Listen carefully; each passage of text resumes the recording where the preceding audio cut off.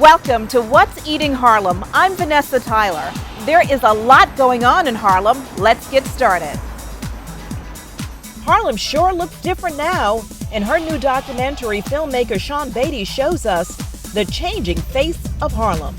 Remember this? Meet the group in Harlem keeping it rolling. They rock on those skates. If you can paint on canvas, why not paint on clothes? Meet a Harlem designer doing his thing, creative clothing. Everything is so beautiful here, but there is another side to life, and she will never forget those with the horrible disease of leprosy. Yes, leprosy. All of that on this edition of What's Eating Harlem.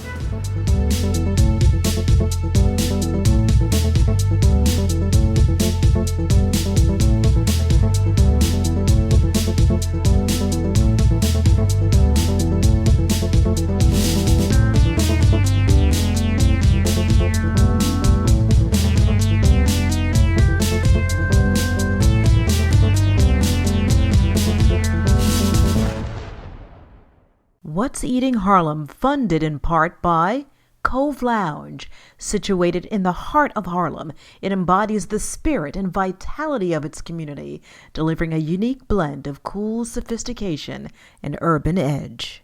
Also made possible by Chocolat, Harlem's fine dining at its best. Everyone meets at the bar at Chocolat, 120th and 8th, 2223 Frederick Douglass Boulevard.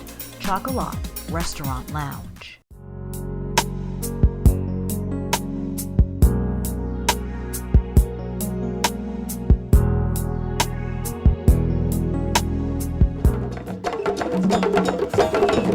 The neighborhood that I live in now, it has completely changed.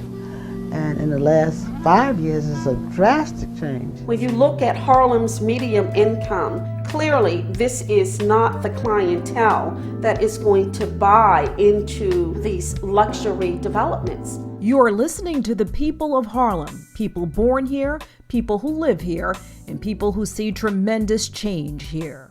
So most of the people living here are senior citizens. The average rent on this block is $750, and the newly renovated buildings, a studio going for $1,200. It's rough. Their feelings, their fears, their future, captured by Sean Beatty, who spent years observing Harlem for her groundbreaking documentary, Changing Face of Harlem. Early on, people were fearful of what was to come. It was really the kind of like the X factor on who's coming, what businesses, who's going to be here. It was more of a fear, I would say, on the unknown. It's a shame that you all can sit here and tell us that we're going to put skyscrapers where we don't have no use for it, where we cannot do anything. We have kept this community together. Sean captured those early contentious community board meetings, and she shows the renewed attention when Harlem became the working home to a president. In 1992, I came to Harlem and I said, if you vote for me, I'll turn this economy around. I think the neighborhood's obviously changed in terms of demographics and money that people make. So there's no surprise that there are people that are Caucasian, of Asian descent, that are here. And I think 20 years ago we didn't see that. So people are here that maybe we didn't think would come, but they're here. They may make more money than we do. So the reality is they're here, so what are you going to do? We see old Harlem and see the rising of the new. Well, the Lenox is the first large, fully market-rate project in Harlem. It's geared towards the emerging demographics of Harlem. I would have never thought we'd see sidewalk cafes. I would have never thought Gap Outlet would be across the street, Red Lobster. But I think the difference in New York is really about housing. It's an hour long. I'm here. Any questions? The hour-long documentary was premiered in Harlem at City College, where Sean showed a Harlem in the midst of a metamorphosis. What did you think of the documentary? I loved it. There's a lot of new stuff that's going on, and people will say, hey, I never thought of that, and they'll come out and do something. Because, listen, those of us who have left Harlem are not happy wherever we are. I really thought it was interesting and it was very informative. It showed the different perspectives of what people think about how Harlem is changing. I think people realize the importance of staying here if you can and putting your footprints, but also a lot of, I would say, people of color have come back that maybe grew up here and left and moved and felt like, we need to rebuild ourselves here. A lot of people think black people are going to get run out of Harlem. That's just impossible. It is not going to happen. My attitude towards Harlem is optimistic. I love the growth. I love the rebuilding, looking at the new homes. One way to do it is making sure cultural institutions are here. Meaning, if we don't patronize our Apollo Dance Theater Harlem, our National Black Theater, some of our landmark institutes, that's one way. If you don't have your cultural institution, you don't have your churches, at the very least, then beyond physically living in an apartment, then we're in trouble. And the people coming here have to work themselves on integrating with the old Harlem. It's two ways. Both of us have to work together because obviously we're trying to live in the melting pot. To me, I would describe Harlem as my home. I am Harlem. Like when I first started the project, it was really the fear of what was coming, not knowing what it is, and here it is. It's here.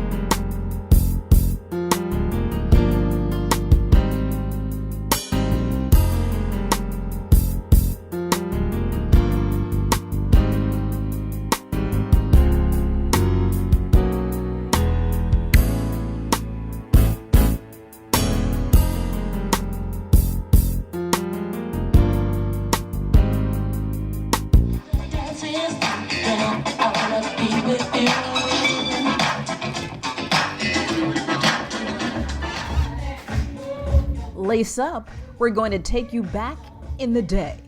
Hey DJ, kick that song. Back when a good time meant rocking and rolling, well baby, those times are back. Go dig out your skates.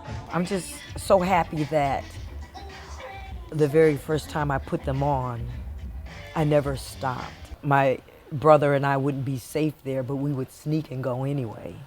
Yeah. And just watch the people they would be going around so fast. We were going like, wonder if I'll ever be like that one day. Fast forward decades later, and Lene Davis is still going around and around. And she wants to get you back on skates. That is why in Harlem, at Madiba Harlem at Mist, every first Friday is Funk You Fridays. Funk You Fridays is a situation a little outside of the norm where we have dancing as well as roller skating. We always have a residence DJ, a guest artist, and a guest DJ. And it's to bring freedom and happiness to people who just want to come out and have a good time and a safe time. And for $10 to get in, the price is even old school. But the crowd is such a mix of young and old. Entire families are out here rolling around. Both my parents are big time skaters. My mom, she's the one that kind of taught me how to skate. I still skate with her at skate sessions today, and my dad comes skating, so it's been something that's been, pretty much passed down to me through them. Now, if you haven't had your skates on since the 80s, you may want to take it easy. Lene can assure you it is a workout and requires a certain level of shape. Yes. Wow. Excellent. Total body exercise. when you get finished at the end of the night, you just feel so good. You may be able to spin standing up, but then to do a sit spin is another story altogether. A split, most people can't split on skates. The Funk You Fridays gang is liable to do anything on skates, including playing a sax. It's a lot going on, right? It's a lot going on.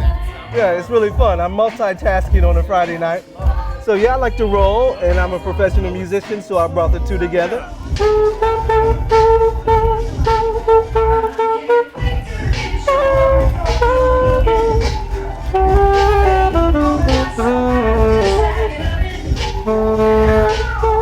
Now, we don't have any rinks in Manhattan at all. We don't have any rinks in Brooklyn. We don't have any rinks in the Bronx. We don't have any roller rinks. So what I've been doing since all the rinks have closed down, I have been having like skate jams in different clubs. And thank God for Madiba. They opened their doors to us. The versatile space on 116th Street between Malcolm X and 5th is cleared of most of the seating and the concrete floor smooth enough for the wheels. DJ Misbehavior knows just what to pump. There's nothing cooler than doing a good dance party, but doing a good dance party when there's also people on skates is sort of double cool. I play maybe a mixture of sort of, if it's old school, it might be like old school hip hop, classic soul, funk, house, really anything with a groove. Skating for me brings energy that is out of this world. I love it. The music just drives me to do moves that I can't even explain. Bringing back the fun that's hard to describe. You gotta feel it, and they do every first Friday in Harlem. It never ended for me because I know I'll be skating until I can't roll anymore. I won't be using a walker, but I will be using my wheels. Different kind of wheels.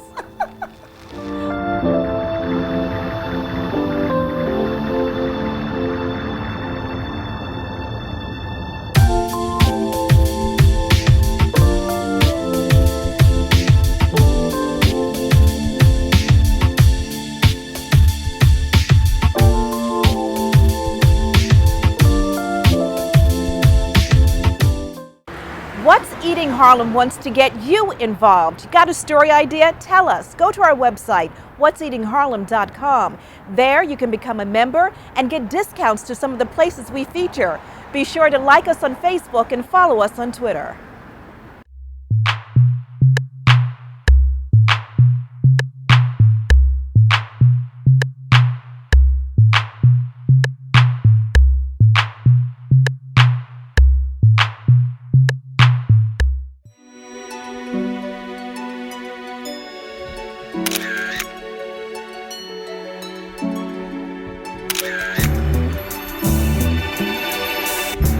I never thought that I would do fashion. But Dario is doing fashion. His signature concept, using fabric paint to create works of art on clothes. Things. I never thought I would do fine art. There again, Dario is outdoing himself. He is an artist. And it is his graphic pieces that jump out at you. His work is alive. By now you can figure he is a man who wears many hats. Like this one he designed called a Buddha hat because it is the shape of Buddha's hair with thick knots of knit. Or how about this one he designed called the Temple Dome? Dario pushes his limits. Maybe it is the philosopher in him as he creates and creates and creates in his Harlem studio. I was a philosophy major in college as well as a fine art major, so I really got into Eastern philosophy. And then later on I wanted to trace back the roots to a lot of these philosophies, and that took me to Africa, obviously. Because he thinks there is nothing he can't reach, he lets nothing stop his creative flow. A lesson for us all. There's so much potential that most people don't realize that they have because they're like, oh, well, I don't know if I could sing, I'm not trained. I don't know if I could draw, I'm not trained. Really, I think that anyone can be trained to do anything. He is a cartoonist, a graphic artist, even a poet. His casual line he calls Buddhahood, consisting of t-shirts and caps, but his top end is Daft Minerva. The name means foolish wisdom. I would wear this in a more formal occasion. I wear this at a wedding. I'd wear this at an event. Oh, so you consider this formal wear? It's kind of formal wear, but it's alternative. This is what I would wear. Oh, okay. I'm not saying everybody, but just knowing that, in what some people may find foolish, painting on clothing, whatever, other people may see it as wise. So it's got, that's pretty much what the acronym means. And it's also my initials. I hope that when people wear it, they think about the ideology of peace and things like that.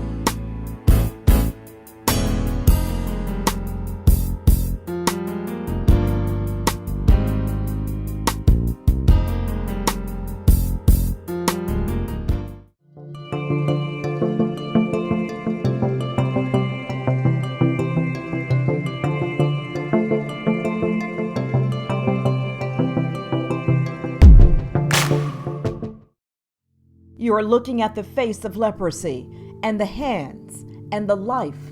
Just awful. You would think by now the world has eradicated this dreaded disease, which is believed to be the oldest of all human infectious diseases. But it still destroys, still disfigures, still stigmatizes.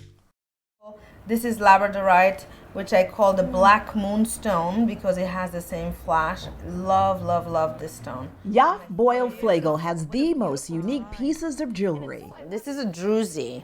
So I love this because, I am Yaf Sparkle, therefore I need anything and everything that sparkles. Yaf owns Yaf Sparkle, an incredible custom jewelry store at 158 Orchard Street in the Village.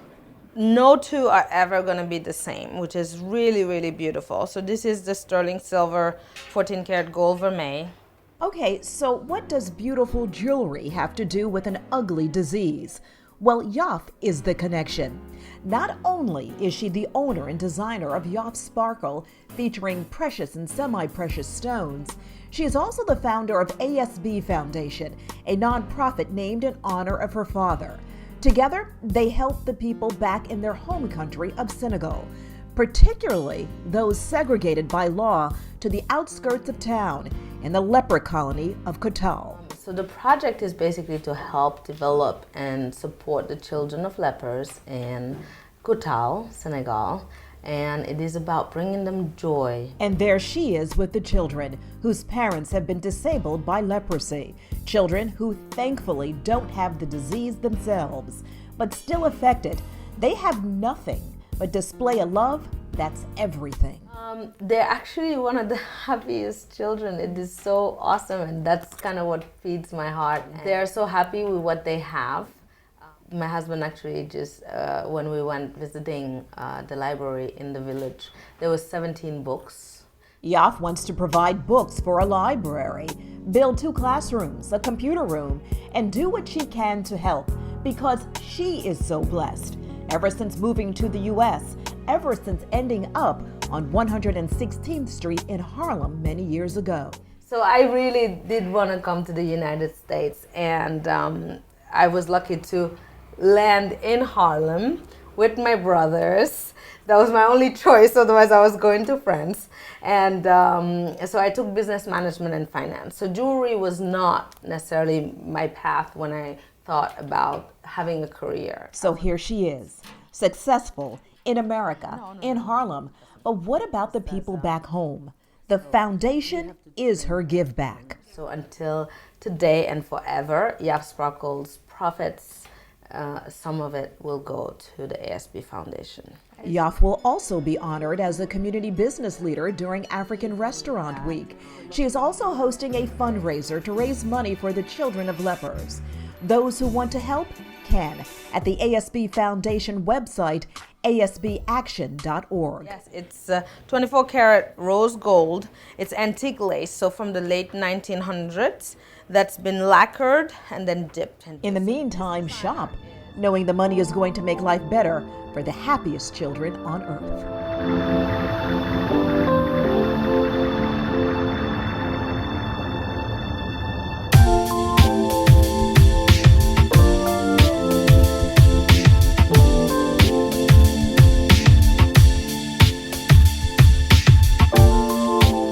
That's all the time we have for now, but there's much more next time on What's Eating Harlem. I'm Vanessa Tyler. See you uptown.